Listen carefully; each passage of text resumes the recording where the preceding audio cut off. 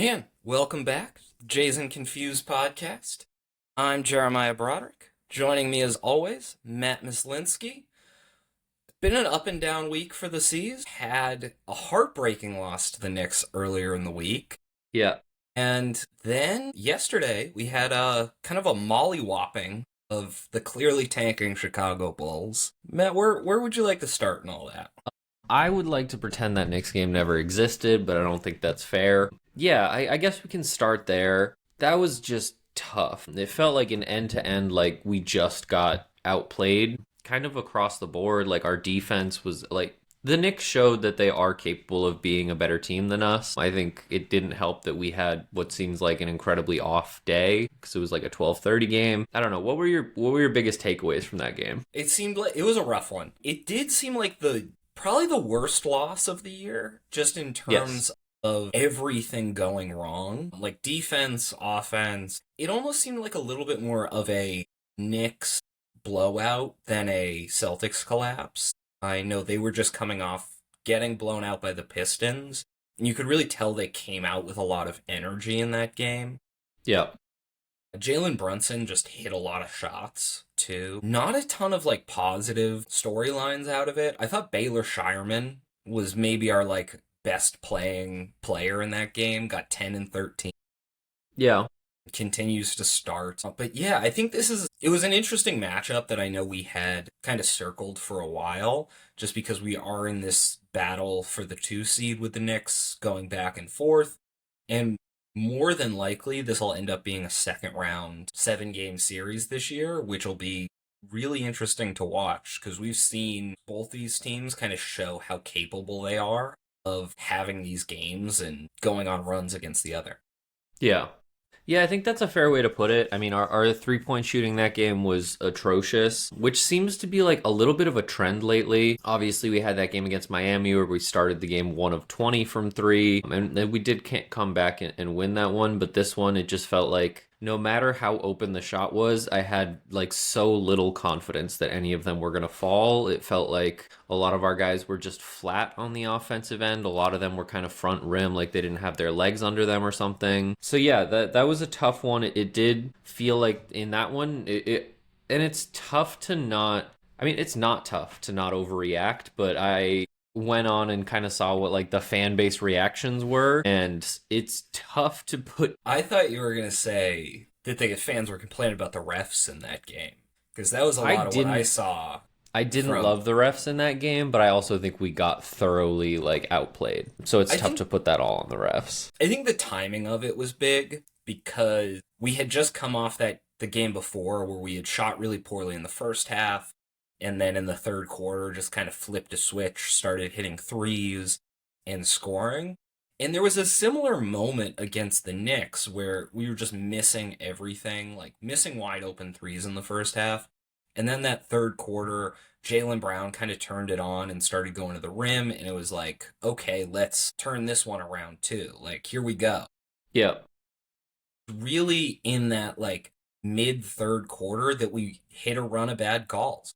And I don't think it was game altering. Like, you're gonna hit some of those 50-50 calls that don't go your way in the course of a game. And it was just that we hit them right at the moment where we had started getting momentum that kind of killed that run. So it felt a lot worse than I think the actual refereeing was if we looked at all the calls. Yeah. Yeah, I think it was the timing of it. Felt like it did protect the Knicks lead, absolutely. I thought Vucevic kind of struggled in that game, kind of still incorporating him into the team. I thought Pritchard kind of disappeared in that game. So yeah, it's tough when like our offensive guys just aren't hitting their shots. And I thought the transition defense was some of the worst I've seen this year. Like the Knicks were just creating some turnovers and getting like wide open lanes to the basket on fast breaks. A lot of guys just weren't getting back, weren't kind of hustling. Like it seemed the word I would use to describe that game on the Celtics end is like deflated, is kind of how I felt like that went for us. But we did bounce back and crushed the tanking Bulls. Yeah, I don't know if there's a hot take. The Chicago Bulls, they got a lot of guards. They I don't have, know. it seems like I don't want to like, I know I've thrown out some crazy takes this year. It might be too many guards, and I don't want to come off crazy for saying that, but When you're starting Gershon Yabusele as your center, you've made some roster decisions. I'll put it that way. Yeah, Gershon Yabusele and then Nick Richards as their two big men is not a team that's looking to win. We can say that for sure. I did feel bad for Anthony Simons in this game just because like he's talked a lot this year about like finally being in a position to win, and the Chicago Bulls are not a position to win. I know in the pregame he was asked if he would ever consider coming back to the Celtics. And I mean, of course he said for sure, because, like, what else are you going to say to that? He's not going to be like, no, this bridge is burned or whatever. But I am interested to see his free agency and, like, kind of where he ends up. And hopefully it's in a place where, he's not one of 8 guys who all do similar things.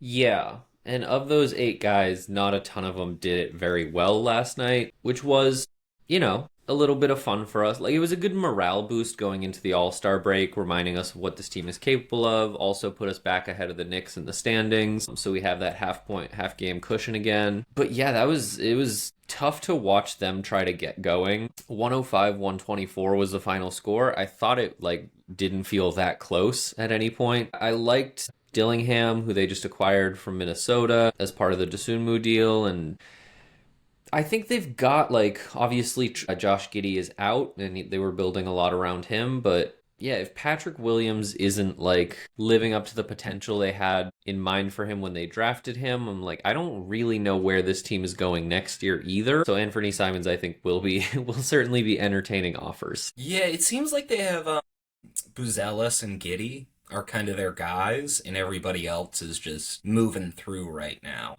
which is tough. Like, I don't know really what they're doing because they're definitely tanking out the rest of this year. But if you only have 2 guys and a draft pick, are you tanking next year, or are they trying to, flip it around and be back in play-in contention?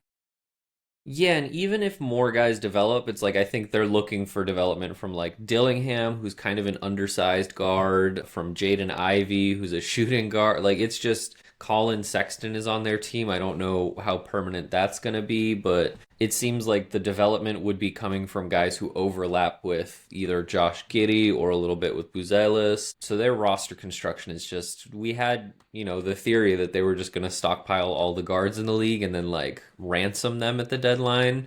And they ended up just keeping most of them, and that was certainly a choice. A lot of them are on expirings, so I just Yeah. don't know how much was there for them. If you can go out and sign these guys in free agency next year, they have a lot of guys that I would love to see on a different team. Anthony Simons, Colin Sexton, like those guys are like really good sixth men to starting caliber players. But just the fit and only having one ball is tough. This was Sam Hauser's return. He had been out for a few games. We'd been going double big with that Luka Garza, Keita lineup.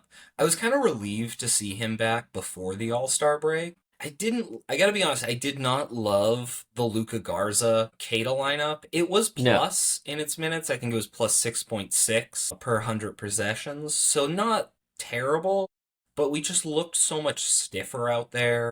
And the movement, the ability to get up and down the court with 2 of those guys out there was a little tough. So I'm glad to see him back. Yeah, I mean, I think we talked about in our last episode whether like Jordan Walsh should be getting more minutes, and I think with Sam Hauser out, that was a great opportunity to like try to reincorporate him, try to like find some of that magic that he had back in December.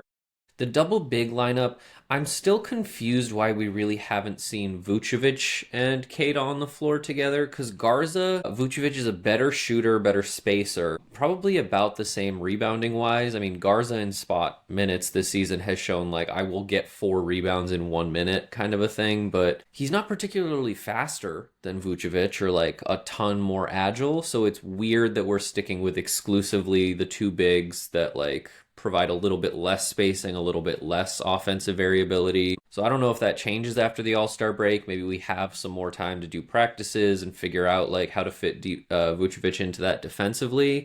But I did think it was a little weird that like we just haven't tried that basically at all. Or just run Vucevic and Garza off the bench. I Yeah. mean, especially because both of them can shoot, so you can kind of pick on mismatches a little easier. where if the other team is forced to put a smaller guy on one of them, and that's the guy you can throw to the post and the other guy can space. Where with Garza and Keita, it's a little bit more predictable which guy is going to be spacing and which guy is going to be positioned in the dunker spot. Yeah. You brought up Jordan Walsh, and this was kind of Jordan Walsh's big return against the Bulls. It seemed like it was supposed to be Hugo Gonzalez night to start. Then he made a couple turnovers, and it was when he called for the replay that Joe was just like, no, and took him out. And And it like seemed sat him for basically the rest of the game. Yeah. like I think people have been asking to start like benching guys when they do the replay sign, and this was the Hmm. first time I saw a coach do it, where a guy does the replay thing and he's like, "That's too annoying. Just Yeah. get out of here." And that really opened up like a role for Jordan Walsh that I thought he took well advantage of. Like scored 16 points, really active on the defensive end. A little bit of foul trouble. He got 4 fouls in 16 in like 19 minutes, 16 29. minutes. Jordan Walsh played 29.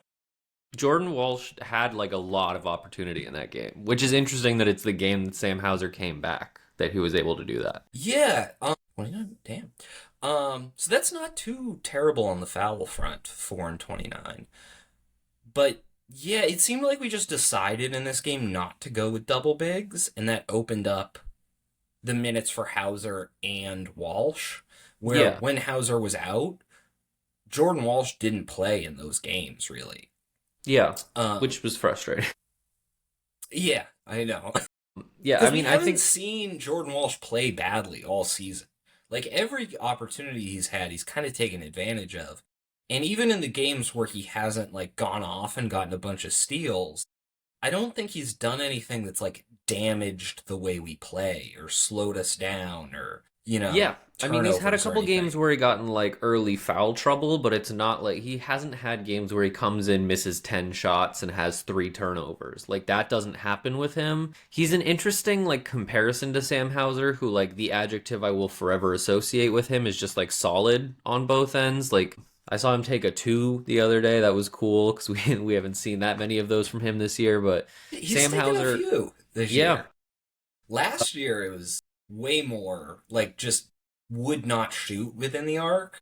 yeah, This year we send kind of give him grenades more that he has to do the mid-range pull-up, yeah. and he I know hits in a like good number of them. December we mentioned in an episode like he was up to 10 for the season. It feels like he's well on his way to doubling that. But Sam Hauser is like reliable on defense. He's an interesting comparison to Walsh because he's not gonna make a ton of like steals. He's not gonna like use his length or his athleticism to just like create offensive opportunities from defense the way Walsh is. But Walsh is a little bit more chaotic, a little bit more unpredictable, and does have a tendency to like commit silly fouls or occasionally, kind of rarely, but he will like just get beat because he gambled a little bit too much. But I've started to think of him as like, no, he is just a reliably solid defensive player with like flashes of brilliance. But when he's not flashing brilliance, like he's been kind of slumping since December, it's not that he's been bad defensively. Offensively, his shot has fallen off a little bit and he's had a tougher time creating opportunities for himself within the flow of the offense. But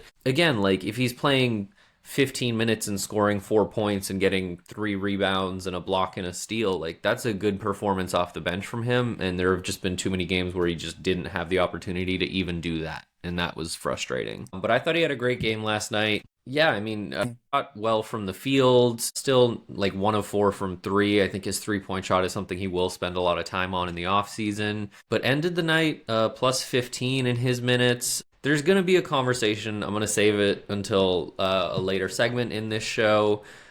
Just kind of about like who's getting more playing time right now, who's getting more starting opportunities, but I think hopefully Jordan Walsh playing 30 minutes is enticing to Joe Mazzulla, reminds him of what that kid is capable of. Yeah, I do hope it's a sign we get to see more Jordan Walsh going down the stretch. I think part of what knocked him out of the rotation was just how Baylor Shireman has been playing in that starting group and kind of taking over that like lead ball handler, point of attack defender. And a big part of it's just been his rebounding, where Baylor going into this Bulls game, he was averaging 10 as a starter. where Baylor Shireman was not a guy we thought was going to average a double double like at any point. He got 10 and 5 in the Was not a Bulls guy I game. thought would get a double double for a lot of the season. Yeah, he was pretty relegated to the bench, and like we had discussions about just because of the age difference, how Ugo breaking out, Jordan Walsh breaking out, Josh Minot before that. You had all these guys in their like real early 20s or 19 in Ugo's case outplaying him when he's 26, and it just seemed like his chance might be disappearing. So good on him for kind of taking advantage of the games where he did get a sliver of daylight and breaking into the starting unit. Yeah. I mean, on that note, I think he had one of his worst performances as a starter last night. Played 24 minutes on a night when we win by 19, and 19 felt low for how dominant we were in that game. He was a -7 when he was on the floor, making him like him and Luca Garza in 7 minutes were the only players who were negative at all. I thought he had a good third quarter. He got like three just like leaping for like really like the ball would hit off the rim and go 15 feet in the air, and he was jumping for those rebounds. So he got three rebounds in like 2 minutes that were like very impressive. I was like, oh, he's playing really hard. Looking back, I was like, oh, that was the majority of his rebounds for the night. Scored 10 points in 24 minutes. Good shooting. Yeah, decent shooting efficiency, but Like if he yeah, can go just out there and hit his open shots and play solid defense on the other team's lead ball handler with that starting group, then I'm more than happy with Baylor Shireman. Like the rebounds have been great, and they're what's kind of keeping him above Ugo starting. The rebounds and not fouling. The not yeah. fouling's big. Are kind of what's keeping him above those guys in the rotation right now. But my expectations for him are not that he's gonna, always average a double double. I think that would be a little much. Do you want to get into the expansion news? Or do you have Yeah, just anything else on these real games? quick, Yeah. I thought Vucevic had a great game. I wanted to shout that Yeah. out. He seemed very comfortable. His little revenge game against the Bulls, 11 and 3. I think he had two blocks and a steal in there. That Top was 10 like, in double doubles after that game. yep, He knocked Patrick Ewing out of the top 10 in double doubles. yeah. So we That's kind of basically have crazy. a Patrick Ewing caliber player sitting on our bench right now. I think In that's like very, 200 less games played, too. yeah, And Patrick Ewing was not a guy who didn't get double double. yes. Yeah, I think that's a testament to Vucevic's longevity. I think he's had a very like healthy, reliable career, and just how long he's been able to do this. He's been a double double machine. You can always kind of count on him for those boards, for that scoring. That was the like if we get that version of Vucevic every game for the rest of the season, I'm feeling very, very good about our chances. Did it give you any thought to the idea of Vucevic starting? I mean, he certainly like had a better game than Keita offensively, like numbers wise. I think the thing with Keita that's like starting to really get frustrating for me is the turnovers. Just another game where he has two turnovers in less than 20 minutes. 15 minutes he played last night. I think he just needs to like work on catching the ball in the post and being able to like handle it at least for two dribbles to get himself set up when he's got defenders on him, because right now like if the ball's going to him in the paint and he has to like make a move happen, I'm immediately nervous. I think Vucevic does have the advantage there because that's what he's been doing his whole career is he can get the ball in the high post, low post, whatever, and like you trust him to be able to make something happen. I still think the defensive edge that Keita gives is probably a better look for our starting unit. I also don't want to read too much into Vucevic. Like, was this his breakout game against the Chicago Bulls led by the front court defense of Gershon Yabusele? Like, it's tough. Yeah, I probably agree that it's better to have Keita start. I like his defense out there against starting lineups.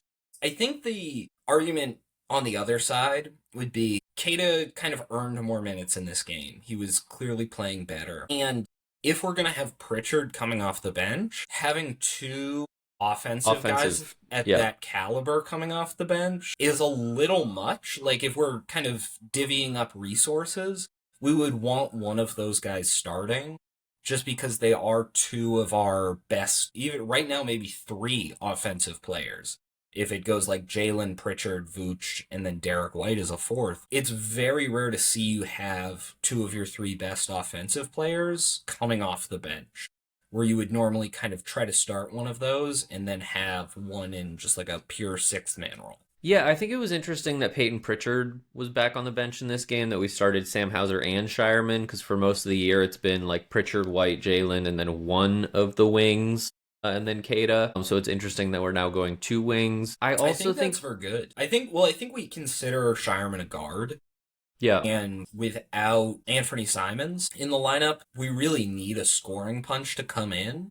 Yeah. It might change back once Tatum comes back, but for now, I think he's kind of cemented in that second unit. Which I have been kind of not ambivalent all year, but I've always kind of felt like Peyton Pritchard is just better when he's coming off the bench. I think that's where we needed him more. I mean, Anthony Simons, when he started like really coming along, because for the early half of the season, he was having really great games and then really bad games. Once he left the team, I was like, yeah, Peyton Pritchard as our sixth man is the best sixth man in the league, as evidenced by last year, but also just he seems more comfortable. His scoring numbers when he's coming off the bench, including last night, like he's averaging over 25 points, I think, off the bench. So I'm happy with that. I think in addition to the Vucevic starting kind of point that you're making, the guy who most like immediately was comfortable with Vucevic and figuring out how to play with him, how to get him his passes in his spots and like setting him up offensively has by far been Derek White, who isn't leaving the starting lineup anytime soon that I can see. He had 9 assists last night. A couple of them were to Vucevic. He just seems like, I haven't played like with a big like this for a while, and I really missed it. Like he's from game one has seemed to really relish finding Vucevic those opportunities and has been the most effective, I would say. It like we mentioned in Vucevic's first game with us, Jalen was having trouble like finding the right way to pass to him. It seems like Derek White has never had that issue, and so that's something to consider in terms of which lineups you want to kind of mix and match. Again, I lean Kada, but it's if Vucevic keeps playing really well, I think it's going to become more of a conversation. Yeah, I think I really lean Kada in part because Vooch is playing really well off the bench, and I don't know how Kata's game translates to coming off the bench. Because a big thing he provides is kind of that defensive wall against the other team's best center. Yeah. Where Vucevic can play that role, but with Kada coming off the bench, I'm sure he'll do well, but he's not going to come in and score a bunch of points in a hurry. He's going to come in and still be like a defensive stalwart in the middle and get rebounds, which coming off the bench is just kind of less useful than in the starting unit because he'll be shutting down the other team's backup big rather than their starting big. Yeah, and I do wonder if we're putting Vucevic into the starting lineup, if that affects the rest of the starting lineup in terms of those kind of interchangeable spots of like Shireman and Hauser have been getting a lot of those starts. Do we feel the need to get more size or more physical defenders out there if we're losing Kada as kind of that defensive backstop? Does that lead to like increased opportunities for Luka Garza or Jordan Walsh or Ugo, who's like not a ton like big? Real quick before we pivot, Ron Harper got another 16 minutes last night. I just like watching him play. He didn't score. He got 3 rebounds. He got an assist.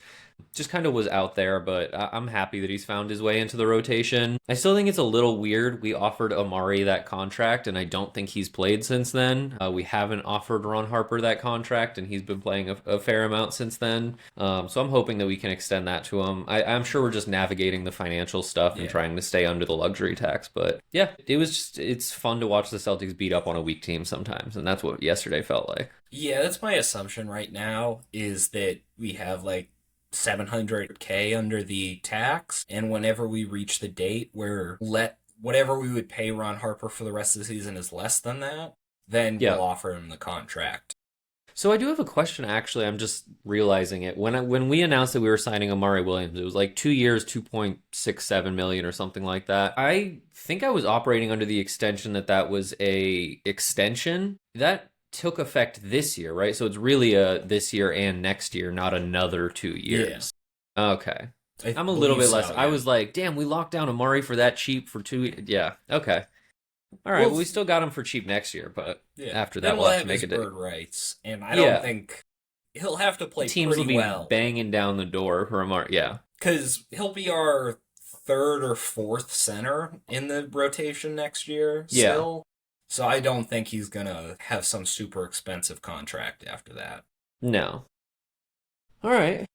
So we got some news this week that the NBA governors are likely to vote on expansion this summer. It's been a long time rumored, they may or may not add two teams, one in Vegas, one in Seattle. How this would affect the Celtics is every time they've done expansion in the past, they've done an expansion draft for those teams, where to fill up the roster of the new team, every NBA team is able to protect 8 players on their current roster, and from the players that are not protected, the expansion teams can draft and just kind of gobble up any players that aren't in those top 8. This is a pretty deep Celtics team, so I wanted us to go through the exercise of deciding which 8 players we would protect.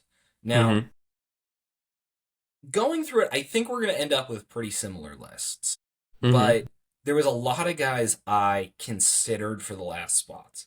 So I'm going to start reading my list, and I want you to say if anybody's different or if any of these guys were in doubt for you. Okay? Can I ask a question first? Because I'm realizing this, if they announce an expansion, the draft presumably would be in the off season. Yeah. Nikola Vucevic is going to be a free agent. Are we assuming that he is re-signing with the team on like a money-friendly deal? Yeah, so if they vote on it this season, the draft wouldn't happen till after next season. Okay, so we would have to have re-signed Vucevic at that point, but free agents would not count towards this draft.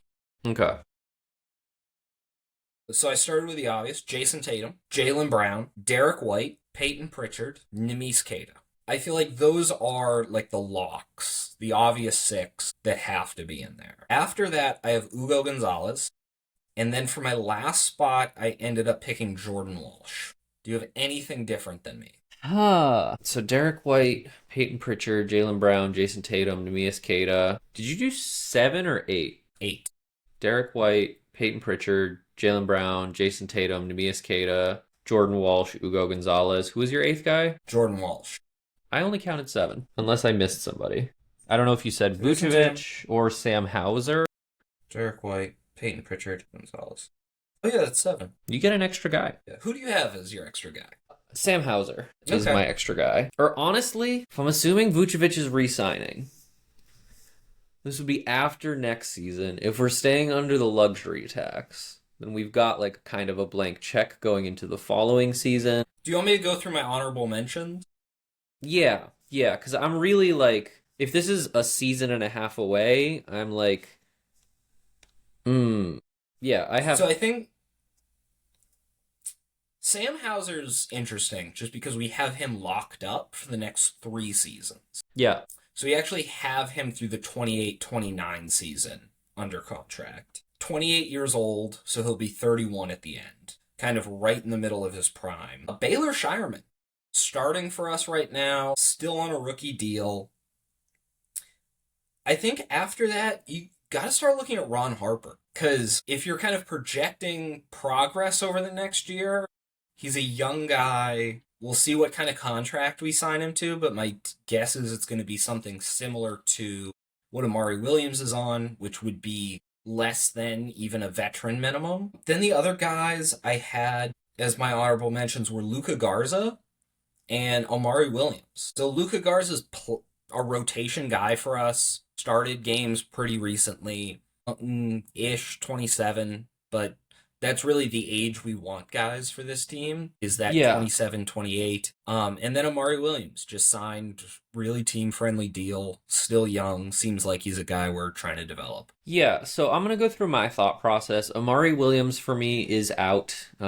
Seattle is free to draft him just because I don't think he's going to get that many opportunities. If we re-sign Vucevic, like, Amari Williams, barring injury, is not going to get a ton of playing time. And with these kind of rookie bigs, like, they need a couple years of like consistent playing time to really figure it out in the NBA. Like, they're outside of like superstars, there aren't many bigs who come into the league and immediately understand NBA defense and understand like where to fit into the offense and how to tailor their game to the team. And I just don't know that he's going to have that many opportunities to do that. is I think Vucevic is an honorable mention if we're assuming that we're re-signing him for, let's say, like a 3 for 30 kind of a deal. Just because if he I think he would be a fair draft pick by an expansion team and would again leave us with like, all right, what do we do at the big man position? I think our cap flexibility and what we can do after next season if we stay under the tax gives us a little bit of breathing room there, but it does mean like we have to go find another center. And it's been like 4 games, but he's played well for us so far.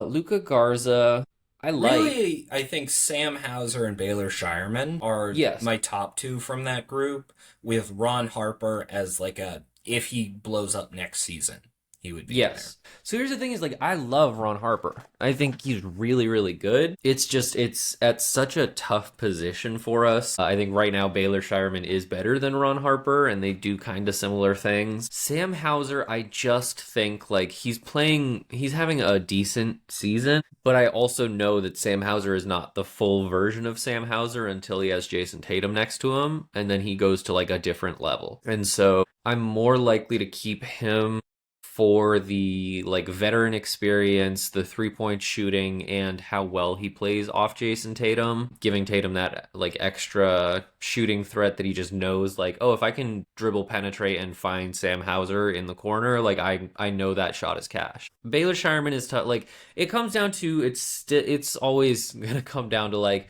Baylor, Walsh, Ugo. And of those two, I think I keep going instinctively. My heart tells me it's Ugo and Walsh.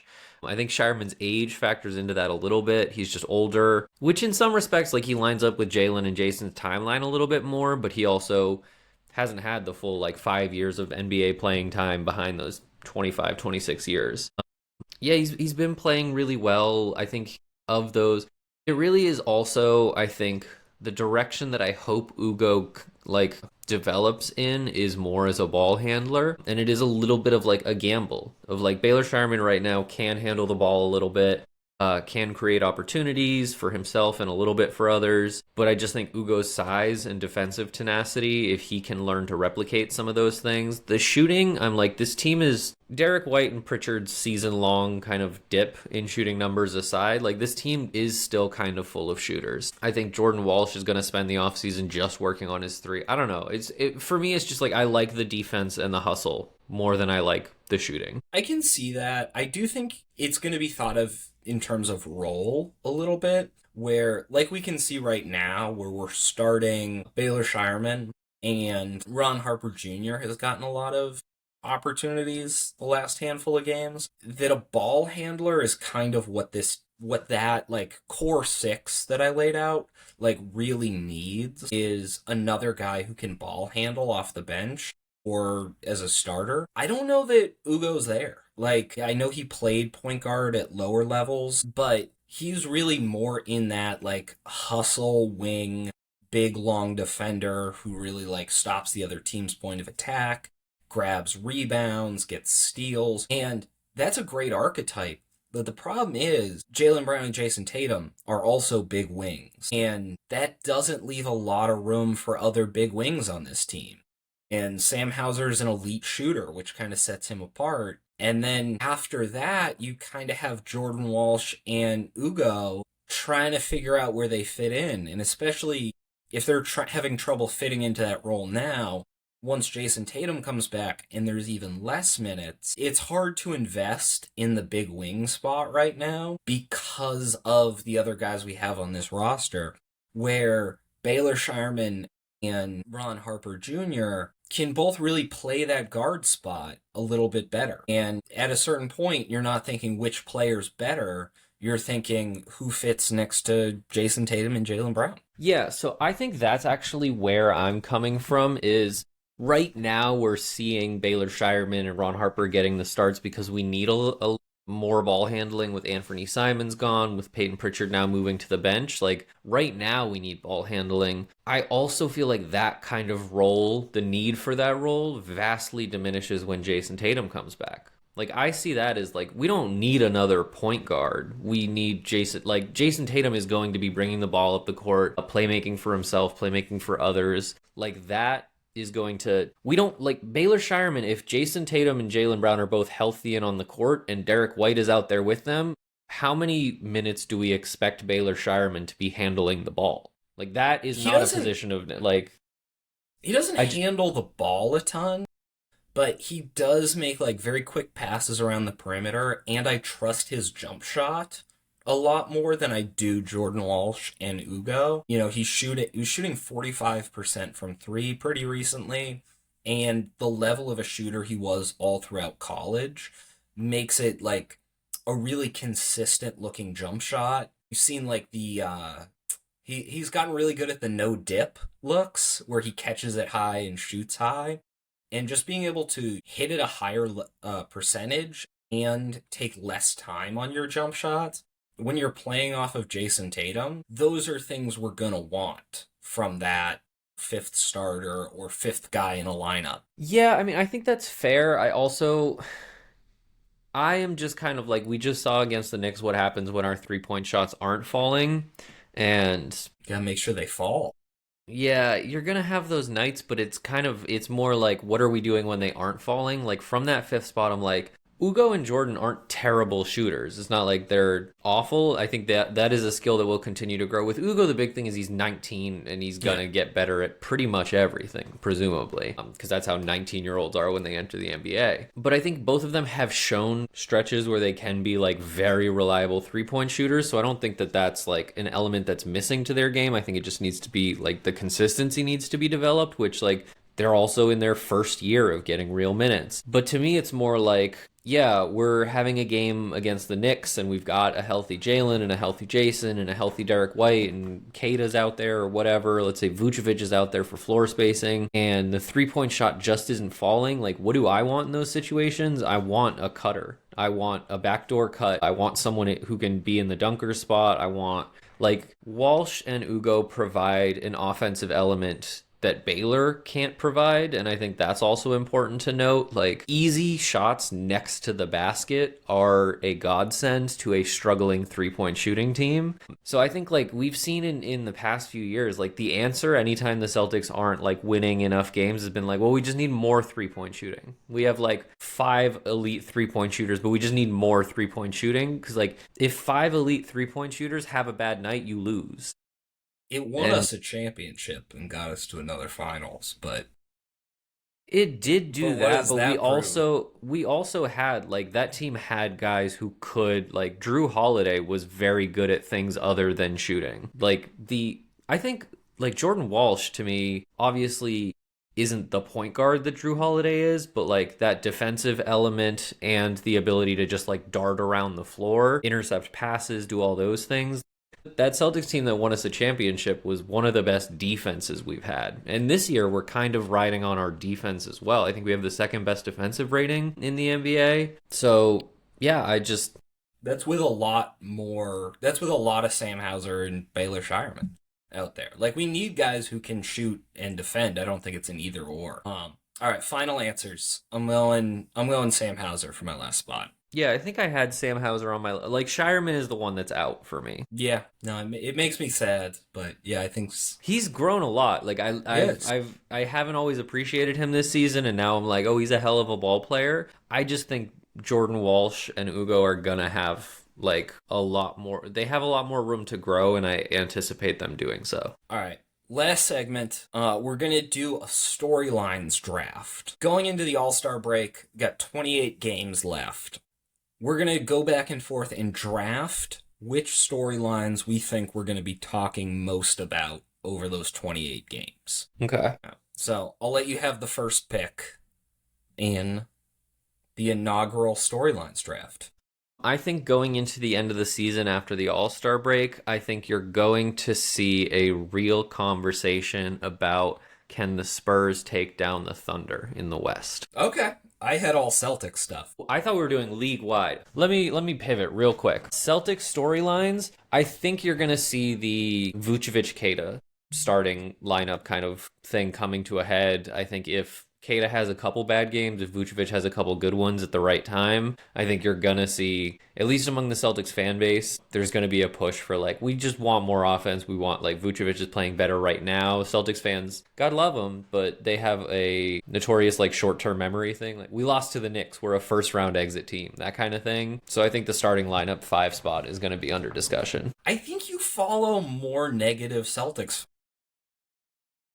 I hate it. I really don't like the corner that I seem You to have gotta go, found of yeah. Celtics fans. I don't know what's going on with your algorithm because I feel like every Celtics fan I see thinks this team could win a championship or is just like homerish about how good. I wish I had more homers on my like socials, but everybody I see is like, yeah, I mean, even if Tatum comes back, I don't know. Or like if Tatum doesn't come back, we're a first round exit. A lot of people that I have seen, it's really depressing. My social, I don't want to show you because it does make me sad. But they're like, yeah, Kata's like not really a starting center. Like it's just depressing stuff by people who don't really know basketball that well. Yeah, that's tough.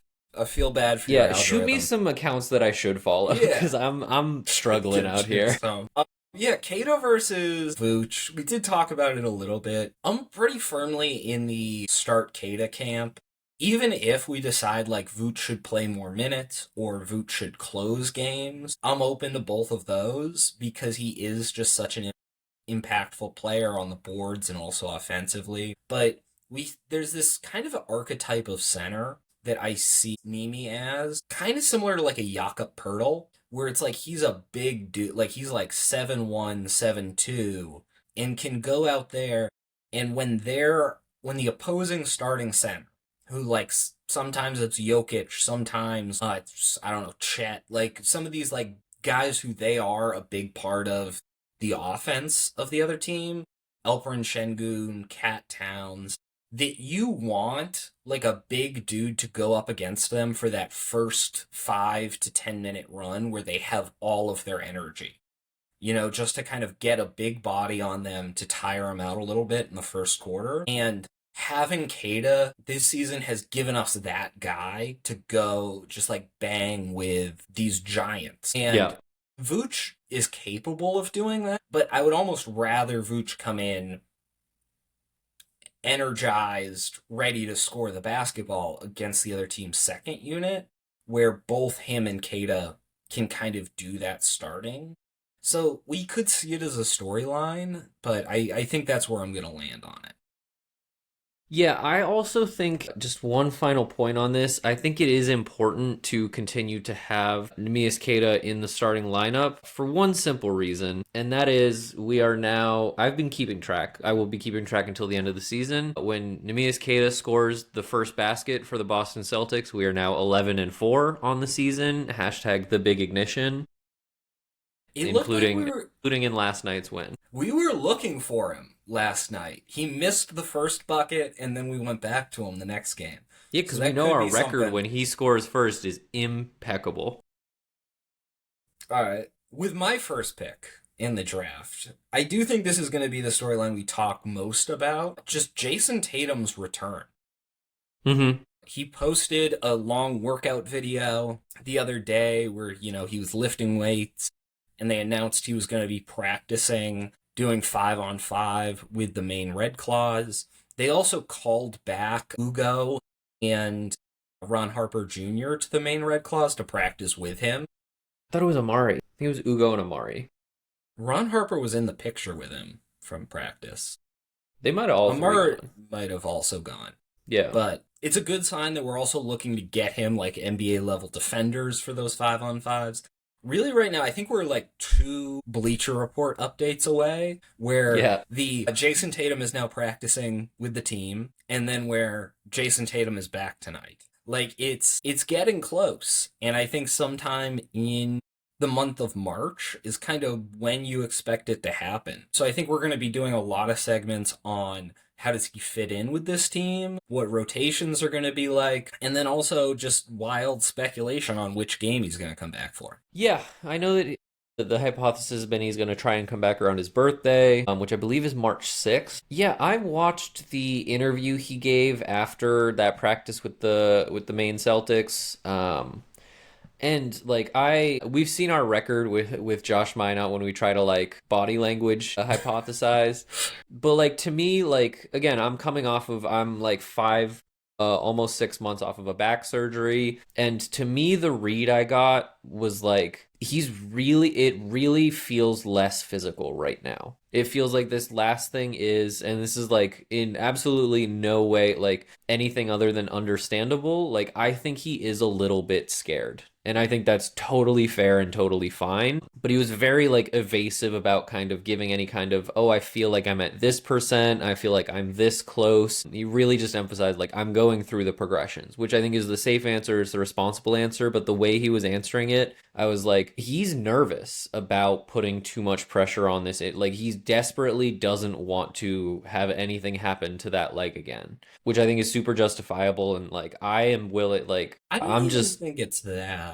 Because there are definitely mental hurdles going on, and he's talked about them, where one, it's getting back to where you used to be, where Jason Tatum was so freaking good last year. Like, we kind of forget a little bit just confirmed good at how basketball. Yeah. amazing at basketball he was, and also fitting in, right? Like, he's always been a very self aware player Yeah. and kind of knowing, when to get this guy going, when to pass, when to shoot. And when he's kind of walking back into an NBA environment where we're trying to win games and, get the second seed and then win playoff series, is he going to know how good he is? Because you got to know, like, how good am I? How many shots should I be taking? When do I pass? Can I still play defense at that level? So I don't know that it's necessarily like I'm scared I'm going to re injure it. Because I think if there was a chance he was going to re injure it, it wouldn't be a question of him coming back. But I do think there are mental hurdles in terms of like knowing how good you are and knowing how you fit into this team. Well, I almost see it as like I think like it's difficult to, even if every doctor on the Celtics is like, all right, your Achilles like is no, like it's less of a you believe you're gonna, because if he thinks there's any chance he's gonna re-injure it, like if the doctors are saying that he's not coming back and that's the way it should be, I think even if they're like, hey, you're cleared, you're good to go, I don't think that erases the mental, like being inside his head. Like there's only one person who knows how he actually like feels about, like there is a real fear even when you are told you're cleared, even when you're told like, oh yeah, you're healthy again, you're like you're replaying in your head like, oh yeah, I was also healthy when I broke my Achilles and cost a year of my career and had the toughest like mental and physical rehab of my life. I think I'm not as worried about how he fits in. I think that's going to be a huge talking point that everybody is going to kind of obsess over and pick apart. Like if he comes back in March and he has, let's say, 15 games before the playoffs, like after every single game there's going to be segments on Boston sports radio about how he did or didn't fit in properly. I think due to how self-aware he is as a player, I'm not worried about that from him. I think if there's anybody who's like, I'll come off the bench for 5 minutes in my first game back and like take two shots, like Jason Tatum will be willing to do that. I think there are a lot of stars who, like Wemby this season showed, like, yeah, the way you recover from injury is not like I'm gonna do my rehab in private and then burst back into the starting lineup and be a star again. I think he's talked a lot about doing these progressions throughout the rehab, and I think returning to the team is just another kind of a series of progressions where, yeah, I'm going to progress to playing a couple minutes off the bench. I'm going to progress to like feeling more comfortable with the starting unit eventually, like in kind of like split lineups where like I'm not starting, but I'm playing some minutes with the starters. He's played with the majority of these guys for a lot of NBA minutes, obviously like as a different version of himself, but it's not like, oh, this team plays a little bit differently, most notably Jaylen Brown in his absence, but it's not like everybody's game has changed dramatically or like our offense has changed dramatically necessarily. It's just a couple more guys are being asked to do a couple more things. And if anything, like him just being there as a tall, like physical guy who's able to pass the ball the way he does and provide some extra spacing, I think will make everybody's lives easier, even if he's not going out there and score. Like if he goes out and scores 5 points and gets 3 assists in his debut, I'm like, that's a success. I'm not super worried about Jason Tatum. I am a little worried about how Jason Tatum is going to affect other guys, right? Because Jason Tatum, he's probably not going to walk back into the starting lineup and go like, I'm scoring 50 tonight. Yeah. because he is like a mature player. But I do think if you are, a Baylor Shireman, a Jordan Walsh, even like a Derek White, and you're out there and Jason Tatum's on the court with you, that does affect how you're going to play.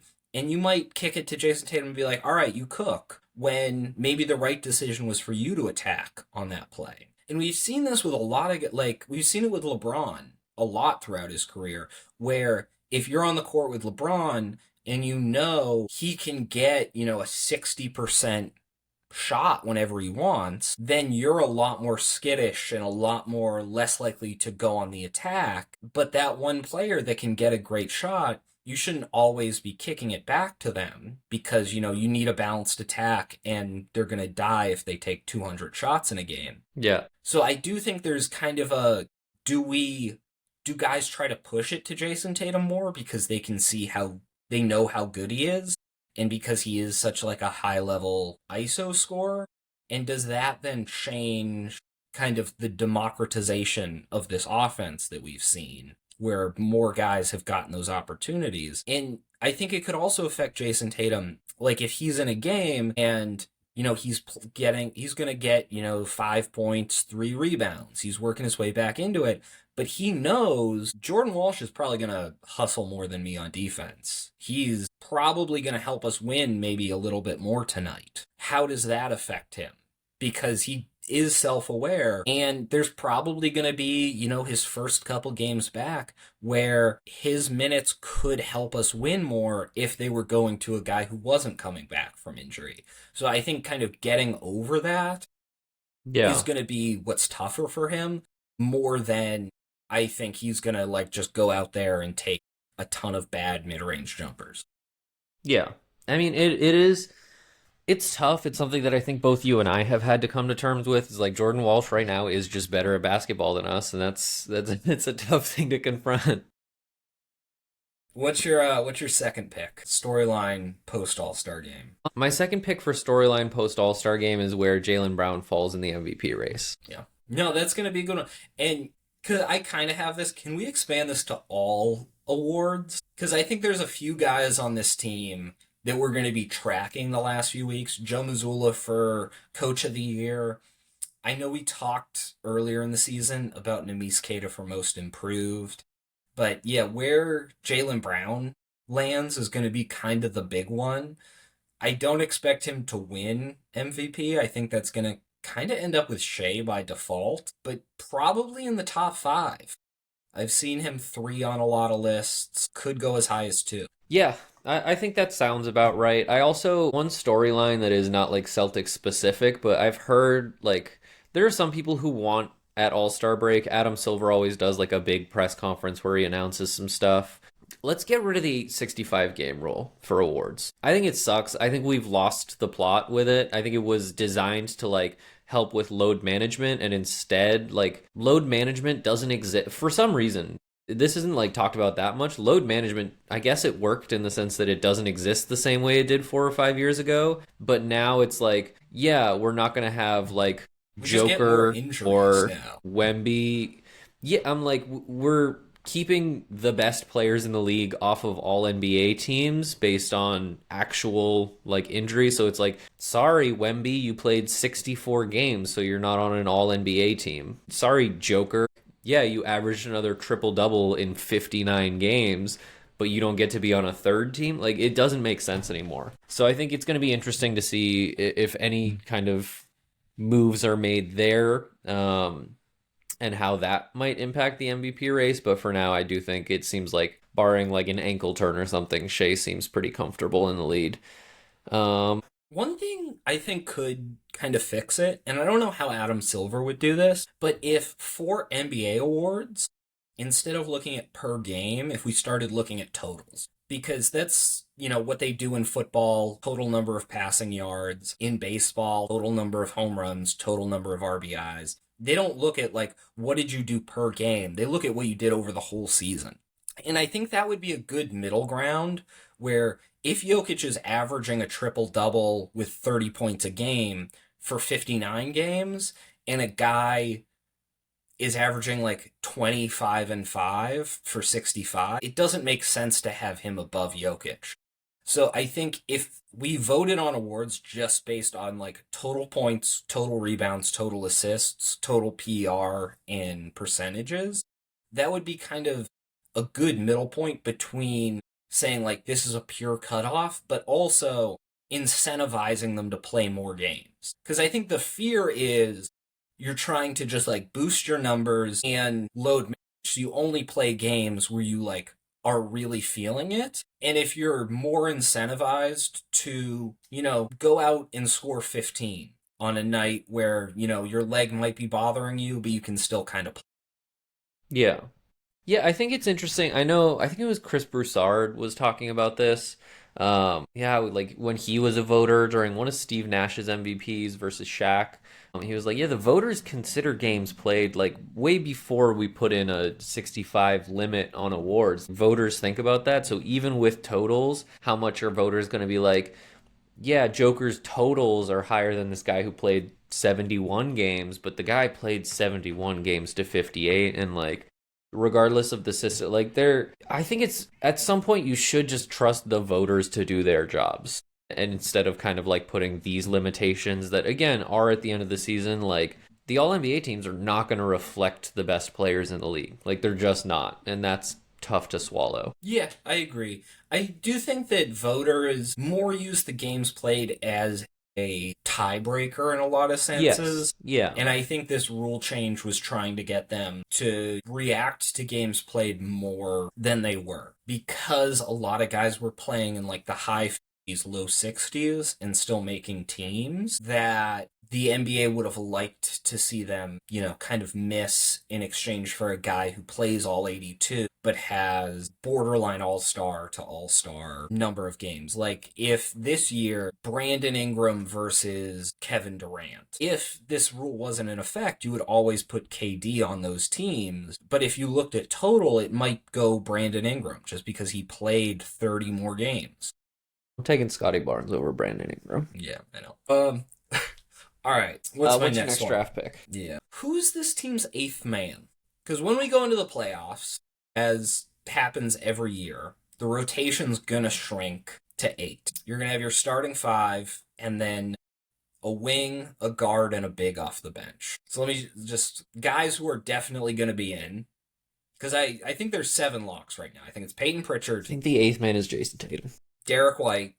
Yeah. I'm assuming Jason in this scenario. I'm assuming Jason Tatum comes back and we play him. But if you have Peyton Pritchard, Derek White, Jaylen Brown, Jason Tatum, Nemise Keita, Vucevic, Sam Hauser, who's your eighth guy? Can I cheat? I feel like What's your so the thing How with would you cheat here?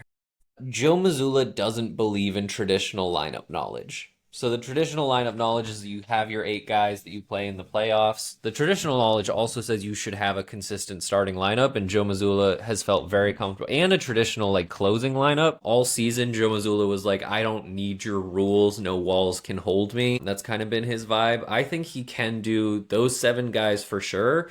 And then the eighth spot is like, all right, everybody's getting 2 minutes at the start of this game or somewhere in the second quarter, and whoever I'm feeling, let's go with that. Like, because you have Luka Garza, who's played really well in stretches. You have Jordan Walsh, who's played really well in stretches. You have Ugo, who's played really well in stretches. You have Baylor Shireman, who's now played really well in stretches. Having 11 guys that you trust to play good basketball is not by any means a bad thing. In the playoffs, I think he might just be like, I think it's going to be matchup dependent. Like, there might be a matchup where we're just like, we're going to need Luka Garza more than we need Baylor Shireman. Like, we need size more than we need playmaking or whatever. I But, disagree. Because we all have right. seen Joe Mazzulla go down to eight every other playoffs he's coached. And I don't think his problem with changing the lineup around is that he trusts 11 guys on this roster. I think Joe Mazzulla doesn't trust 11 guys on this roster, and that's why it keeps changing around. I don't think that he has, like, so much faith in Baylor Shireman and Luka Garza. I think he lacks faith in a lot of those guys, and that's why he keeps switching them in and out of the lineup. I could see it changing series to series, like if we go up against a bigger team, maybe we have an extra big in there. But I think he is going to go down to eight guys, and it's going to be a little bit more set in stone when we get to the playoffs than it is in the regular season, where we're kind of trying out different things this month we're going to play small more. This month we're going to play two bigs more. And we're going to see one guy kind of get cemented into that final spot. Yeah, I think my counter to that is like Ron Harper Jr. got slotted into the starting lineup, and I'm like, there were four other guys. Like, it's not like, okay, you don't trust like Ugo right now or something like that, but like there were four other guys who have started games, and you're like, I trust none of them more than Ron Harper. Like, I don't see that. That's not what I'm saying. I think in the regular season, every guy's going to get their chance, Yeah. in part because there isn't a clear answer of this is the guy Joe trusts. And over the last 28 games, it's going to be whoever plays well gets that last spot. And there is an end date to this, like, you get 2 weeks starting, you get 2 weeks starting. And it's coming up rather fast, and we're going to see who kind of like wins this battle. Yeah, And I don't think it's decided yet. Like, I think the last 28 are going to decide it. Yeah, I don't, I'm almost opposed to ending like the experiment and solidifying that spot because we've seen like, yeah, Josh Minot, it's solidly your spot for 8 games and then you're gone. Like Jordan Walsh, it's solidly your spot for a month and then you fall off. Like somebody can play really well for the next 20 games and then fall off.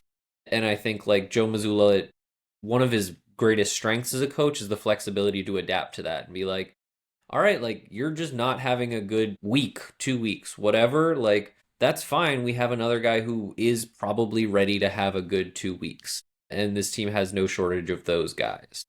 I just think that would be a little odd for a team that's making a deep run in the playoffs to play 10 guys. Would you define Joe Mazzulla as a normal coach? I think He's an it oddball. would be odd for Joe Mazzulla playoff rotations we've seen before. Yeah, but I think we have had like in past seasons we've had 5 borderline all-stars. It's like those guys are gonna suck up 35 minutes. I don't know that that's the case anymore. I think Joe Mazzulla has been working with a lot more talent, and this season the whole thing has been like cobbling minutes and lineups and rotations together with what he has, and he's done a very good job with that. I think also some of it in the regular season has been psychological, where if you know you're going to get a shot to start at some point, because you see all these guys getting a chance, you stay ready a lot better than if we had gone with a set lineup and then when Sam Hauser got injured, it was the first time Jordan Walsh got to play. That moving guys around in the regular season, which, I mean, Brad Stevens used to do, Ime Udoka used to do, where you would have more experimental lineups, keeps guys ready and doesn't put a ton of load. You can lessen the minutes on your best players if you have more guys playing. But once you get into the playoffs, you kind of cement into those 8, maybe sometimes 9 guys. Yeah. I mean, I think it's likely in the playoffs that some guys just drop off. Like, there will be more DNPs, there will be, but I don't see it like 3 of the 11 guys that we're playing right now, like, just don't see the ball, like, don't see the court in the playoffs. I think there will be a little bit more flexibility. I don't know that it'll be like everybody's getting a shot every game. I just don't know if I see like I think part of it is also I don't know who like there isn't one guy right now who's been consistent the whole season who you I would trust to be like the eighth man period lock it down. And I'm not sure like at this point some of these guys have played 50 games and it's Sam Hauser has not been consistent this season. Like there's Derek White has not been a very good shooter this season. There's obviously like those guys I want in my top 8 guys, but it's tough to imagine like there's going to be like a lightning bolt from the heavens that's like, oh, the eighth guy is obviously blank. Because I just don't think that's how this team has worked all season. It's been like it's different guys every night. Look at the Tommy Awards kind of leaderboard as just like a silly example of like, yeah, there are 10 guys who have won us games this season. Yeah, like that's why it's a storyline. So what's your last pick? My last pick, I think it's gonna be. See, this is a tough one. It was gonna be like I want to watch. I think it's gonna be is Derek White okay as a shooter, especially like if we're incorporating Jason Tatum back into the lineup. It has felt all season long. He's had stretches where he's aggressive, but for the most part, it's felt like he doesn't necessarily want or like the additional offensive like responsibility. We talked about going into this season like this is Derek White's chance to like show out and be an all-star and everything, and it seems like Derek White really enjoyed his role when Jason Tatum was healthy and he got to just be like, I'm going to play the best defense of any guard and block a ton of shots and get a ton of assists and score some easy baskets. But when he's been Attack the tasked worst with being, defender on the other team.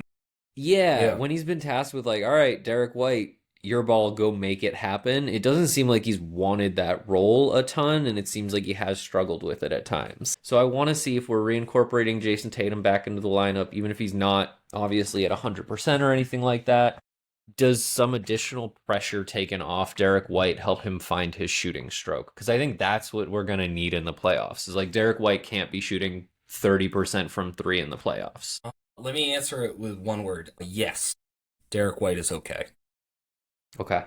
Yeah, I think he can only get helped by Jason Tatum coming back. He is one guy that maybe I'd worry a little bit might over defer to Jason Tatum when he first comes back.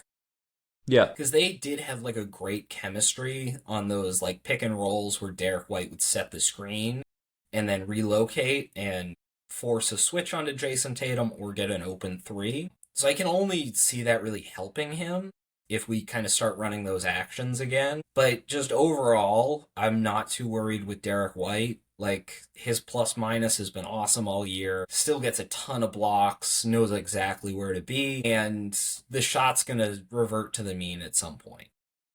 Yeah, it's just, we're at the All-Star break and the shot hasn't reverted to the mean yet. And that's the only thing making me nervous. Like I will never stop being a Derek White truther. His shot blocking this year, it's if anything, it seems like improved improbably, but yeah, I just want his shooting to be okay when the playoffs come around. My last pick, he's for the 2 seed slash record, and are you familiar with the 40-20 theory? Yes, so this is the Phil Jackson rule where a championship caliber team needs to win 40 games before it gets to 20 losses to like really be considered elite. Yeah. So right now we're at 35-19. Yeah, This the is next five are tough. Yeah. So we have the next four are part of a West Coast road trip. Where it's Golden State, Suns, Lakers, Denver. I think we're at a period of the season where every stretch is going to mean something in a way. So when we come back, it's going to be can we get to the 40-20? Then it's going to be where are we versus the Knicks? And when these last few games, everyone's going to kind of matter in some way to the standings, that's going to be a big storyline down the stretch. Yeah, especially with the way Cleveland has been creeping up. I think they're only a game and a half behind at this point. They're running right now. And yeah, I think that's going to be an interesting storyline. I'm more afraid of Cleveland than I am the Knicks. I think the Knicks just showed us what we can do and what they can do when we underestimate them, but Cleveland I think is just a more complete ball club and has yeah. So let me tell you my biggest concern for this stretch, because this has been the season where we've seen tanking, clear, obvious, that all our best players in the fourth quarter tanking really start early. Yes. And there's like 9 or 10 teams that are openly tanking right now pre-All-Star break. I forget if it was the Nets or the Wizards who rested a 19-year-old for load management. Yeah, probably both. Yeah. But I went through, we have 28 games left. Yeah. 5 of them are against teams that are openly tanking. The Knicks have 27 games left. 10 of them are against teams who are openly tanking. Which, this is kind of the downside of having this many teams tanking. A game against the Chicago Bulls late in the season is a much easier win than a game against the Chicago Bulls early in the season. And Yeah. same with the Utah Jazz. And a lot of these teams that started off the year with at least one All-Star trying to win games and now are just the easiest wins you can imagine. I think if we lose the tiebreaker to the Knicks by like half a game or one game or something, the Utah one is the one from this season that is going to probably haunt me the most. That They had missed good tripping call. players.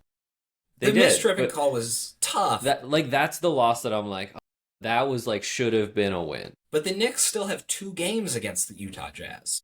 Yeah. And it's not going to Well, be they the have Utah Jazz we played. yeah, because they've got Triple J playing the point guard now. He's out for the season. They ruled him out for the. So Yeah. they're sitting Lauri Markkanen and Yeah, George. Utah's.